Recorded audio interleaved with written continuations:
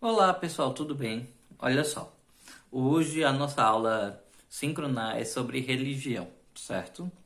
E aí, a nossa aula sobre religião, a gente vai aprender um pouquinho sobre respeitar a religião do outro, respeitar quem o outro é. Nós vivemos num mundo que existem mais de 7 milhões de religiões diferentes. São tipos de religião, são formas de pensar diferentes, que cultuam divindades diferentes e que cultuam seres celestiais diferentes do que você está acostumado a ver. Existem as religiões mais comuns que nós todos conhecemos, que são o catolicismo, que vem da linha do cristianismo, o protestantismo, que são os evangélicos, das suas diferentes linhas, que também são cristãos.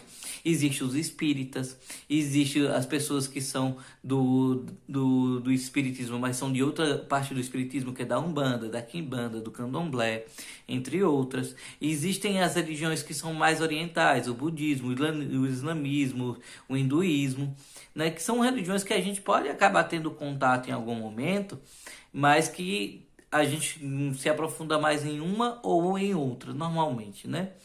E é importante perceber que cada religião tem hábitos e costumes diferentes. As pessoas se comportam conforme as diretrizes da sua religião, de acordo com seus dogmas.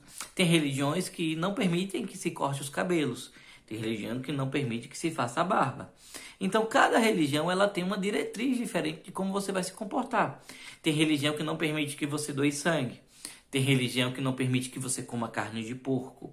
Então, a gente precisa entender que nesse mundo, todos estão buscando uma coisa que nós podemos chamar de divino.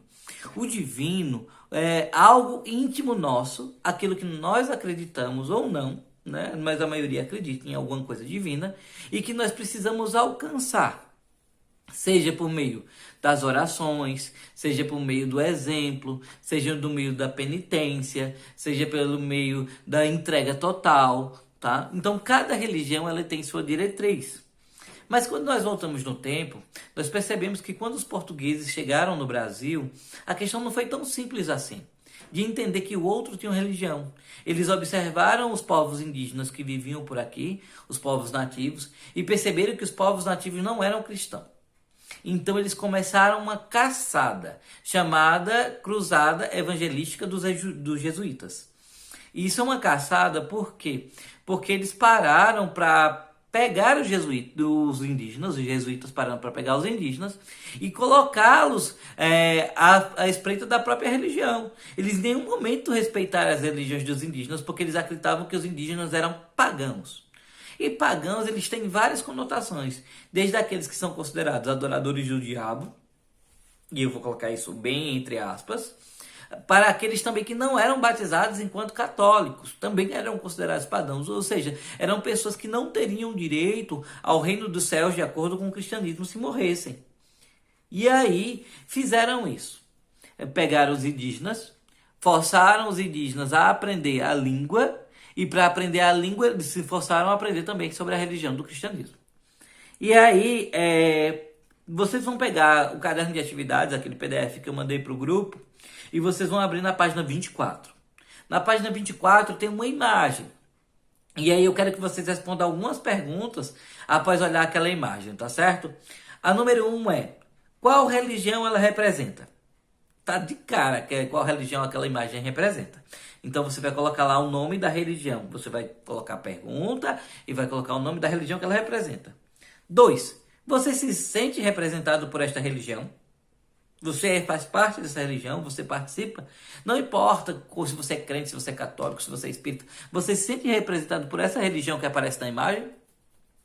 3. Você acredita que foi certo evangelizar os índios? Por quê? 4. Você acha que os índios e os jesuítas eram amigos? Por quê? Vamos pensar, não é? 5. Nos dias de hoje, acontece esse tipo de evangelização? A evangelização que aconteceu com os indígenas? Será que não? Será que sim? 6. Você fica feliz ao receber pessoas de outras religiões na sua casa? Sim? Não? Por quê?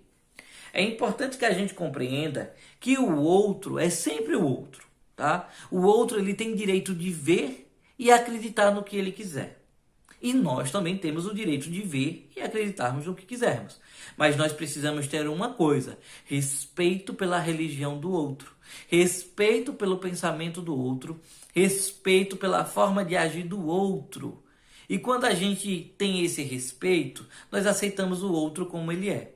Nós compreendemos que o outro, ele tem uma estrutura, ele tem uma base, ele tem uma forma de pensar e agir que pode ser diferente da minha. Não está necessariamente errado. Também não está necessariamente certo.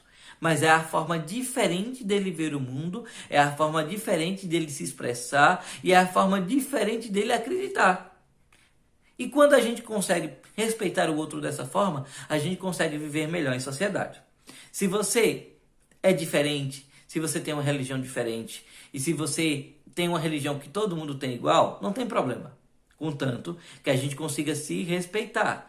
Então, se o outro é católico, se o outro é evangélico, se o outro é espírita, se o outro é umbandista, se o outro é hindu, se o outro é islâmico, se o outro é budista, qualquer um tem direito a ter a sua religião, qualquer um tem direito de expressá-la, mas ela só não pode ofender a do outro. Vamos parar com essa história de que se você não é da minha religião, você vai para o inferno. Vamos parar que se você não é da minha religião, você não vai para o céu. Vamos parar se você não é da minha religião, você vai queimar no mármore. Vamos parar se você não é da minha religião, você vai cair no limbo. A gente tem que parar com isso.